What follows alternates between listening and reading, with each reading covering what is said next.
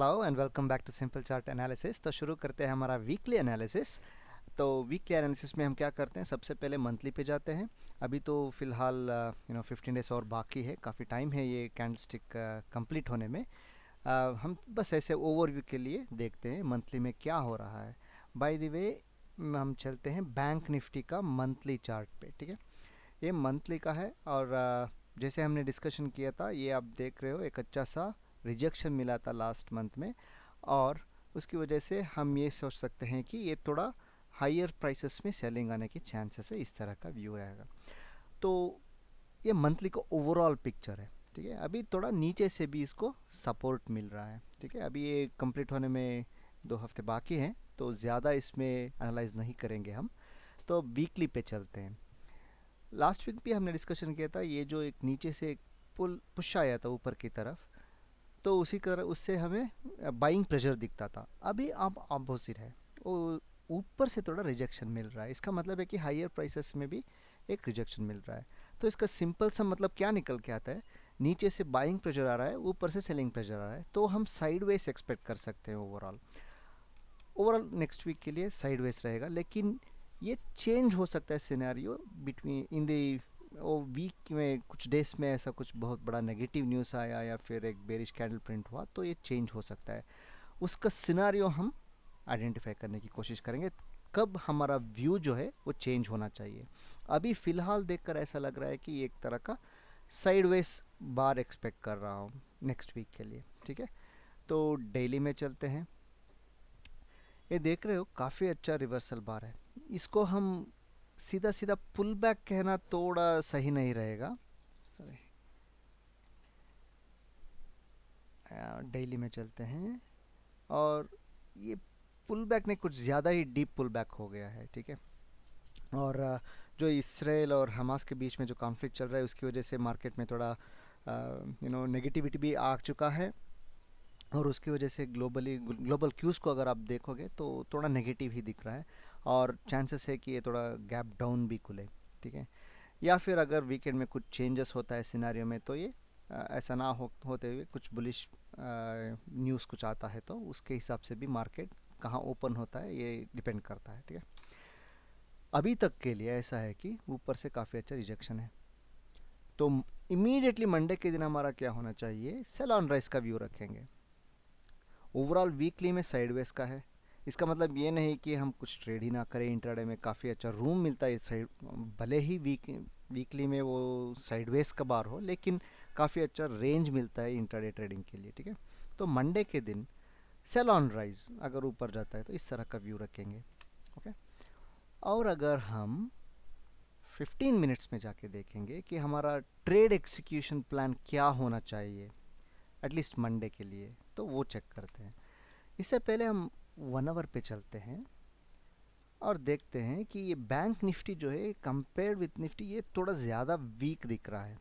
ये काफ़ी दिनों से ऐसा चल रहा है। ये देखिए, ये ट्रेंड लाइन जो इधर 1 आवर में पास हो रहा है, ये भी ब्रेक हो चुका है। तो इसीलिए मैं कह रहा हूँ, अगर मार्केट ऊपर जाता है तो एक सेल ऑन राइज का व्यू रखना बेहतर रहेगा। ओके, तो 15 मिनट्स पे चलते हैं और सिनारियोस को हम प्लान करते हैं क्या करना चाहिए। क्या ये 44,220 जो आप देख रहे हो क्लोजिंग प्राइस, लेकिन by the end of the day वो क्यूमुलेटिव वेटेड जो प्राइस देते हैं वो 44,287 88 ऐसा कुछ है, इधर कहीं क्लोज हुआ है डेली में। ठीक है, तो हम क्या करेंगे, अगर मान के चलो गैप अप खुलता है, जो सिनारियो अनलाइकली है, ओके लेकिन कुछ चेंजेस होता है तो हो सकता है, लेकिन हम रेडी रहते हैं। अगर गैप अप खुलता है, इधर कहीं खुलता है, तो मैं सेल ऑन राइज का व्यू तो है ही, तो एक अच्छा अपॉर्चुनिटी देके सेल करने के लिए देखूंगा। ओवरऑल बहुत बड़ा टारगेट नहीं रखने वाला हूँ इवन सेल करे तो, क्योंकि ये साइडवेज ऐसे इस तरह का मूव हो सकता है, लेकिन आपको एक अच्छा रेंज मिलता है 1:2 रिस्क रिवार्ड रेशियो में ट्रेड करने का। ओके, तो गैप अप खुलने पर जहाँ मौका मिले, कुछ ऐसा ऊपर जाने की ट्राई करे, उसके बाद ये ऐसे ट्रेंड लाइन ब्रेक करे, तो सेल करो आप। इस तरह का व्यू है। जो सेल ऑन राइज है, वो जो ओवरऑल बड़े पिक्चर का जो व्यू है हमारा, उसको इंटरडे में सिंक करने की ट्राई करेंगे। गैप अप खुलता है तो सेल ऑन राइज का जो व्यू है वो एक्टिवेट हो जाएगा, और एक अच्छा एंट्री मिलता है तो एंट्री भी ट्रिगर हो जाएगा। इस तरह का व्यू है। ओके, अगर गैप डाउन खुल जाता है, जो चांसेस है लाइकली, ये ऐसा हो सकता है कि इधर या इधर, पहले एक बार चेक कर लेता हूँ कितना परसेंटेज होता है। हाँ, आधा पौना परसेंट, ठीक है, नॉट बैड। तो अगर मान के चलो इधर कहीं खुल जाता है, कुछ आधा परसेंट या 0.6% ऐसा कुछ ऐसे खुल जाता है, तो हम वेट करना चाहिए हमें। क्यों? क्योंकि नेक ये रेजिस्टेंस की तरह एक्ट करने वाला है, तो सेल करना है। तो अगर कुछ प्रॉफिट बुकिंग आता है इधर, तो अगर ये रेजिस्टेंस की तरह एक्ट करता है तो हम इसको ऐसे ट्रेंड लाइन कुछ ब्रेक होने पर ऐसे सेल कर सकते हैं। ठीक है, अगर गैप डाउन खुलने के बाद थोड़ा प्रॉफिट बुकिंग आकर थोड़ा ऊपर आता है, तो सेल ऑन राइज का व्यू जो है वो भी हमारा एक्टिवेट हो जाएगा। एक अच्छा सिनारियो पे हम ये सेल ऑन राइज करते हैं, कुछ इस तरह के ऐसे रेजिस्टेंस पे आए, उसके बाद वो रेजिस्टेंस ब्रेक ना करते हुए ऐसे नीचे आएगा तो सेल कर सकते हैं। ठीक है, अगर मान के चलो गैप डाउन खुल के, इधर कहीं गैप डाउन खुल के ये सीधा नीचे आ जाता है, तो इमीडिएटली मुझे नहीं लगता कि आपको एक अच्छा सा रेंज मिलने वाला है सेल करने के लिए। मैं क्या कहने की कोशिश कर रहा हूँ, ये आप देख रहे हो इस दिन जो ऐसे ऐसे पूरा ऐसे ही पहले 50 मिनट्स में ही ऐसे नीचे आ गया ना, तो उसके बाद आपको ज़्यादा रूम नहीं मिला, वो साइडवेज हो जाता है मोस्ट ऑफ द टाइम्स। इधर भी आप देखो ऐसे फर्स्ट 15 मिनट्स में ऐसे गिर गया और पूरा साइडवेज हो गया। ठीक है, ये मैं कहने की कोशिश कर रहा हूँ। इधर भी कुछ ऐसा ही हुआ था, ये ऐसे आया फिर काफ़ी देर तक ये साइडवेज चला गया, है ना। तो रूम ज़्यादा मिलता नहीं है गैप डाउन खुलने के बाद। स्पेशली आपको ये नहीं भूलना चाहिए कि ये सारा एक अच्छा बायर जोन है। ठीक है, ये ये तीनों बायर जोन है। तो मार्केट आपको बताने दो कि वो इधर से घूमना चाहता है ऊपर, या इधर से घूमना चाहता है, या इधर से घूमना चाहता है, या फिर इसको तोड़ते हुए नीचे आना चाहता है। ओके, तो उस वो जोन ऑफ एरियाज जो है वो आपका इंटरेस्ट जोन से वो आप मार्क कर लेते हो और आप वेट करते हो एक अच्छा प्राइस एक्शन के लिए। ठीक है, इस तरह का व्यू है। तो अगर खुलते ही इधर खुल गया तो आपको ज़्यादा रूम बचेगा नहीं, शायद इधर तक आने के बाद वो ऊपर जाएगा, तो 1:2 आपको मिलना काफ़ी मुश्किल हो जाता है। इसीलिए इस तरह के सिनेरियोस में अगर बहुत बड़ा गैप डाउन खुल जाता है तो मैं वेट करता हूँ थोड़ा नीचे आने पर, और कुछ बाइंग का सिनेरियो डेवलप होता है तो बाई करता हूँ, सिर्फ इंट्राडे के लिए। ठीक है, तो इस तरह का व्यू है। अगर फ्लैट खुले, ये थोड़ा अनलाइकली है, फ्लैट खुलना थोड़ा अनलाइकली लग रहा है। अगर फ्लैट खुले कुछ इस तरह से, तो हमें कुछ नहीं करना है, इस लेवल को तोड़ने का वेट करना है। अगर कंफर्टेबली ये तोड़ते ऐसे आता है तो आप इस तरह का भी व्यू कर सकते हो, थोड़ा पुल बैक आने के बाद सेल करने का ट्राई कर सकते हो। ठीक है, या फिर ये नीचे आते ही सेल करने का भी देख सकते हो अगर आप एग्रेसिव ट्रेडर हो तो।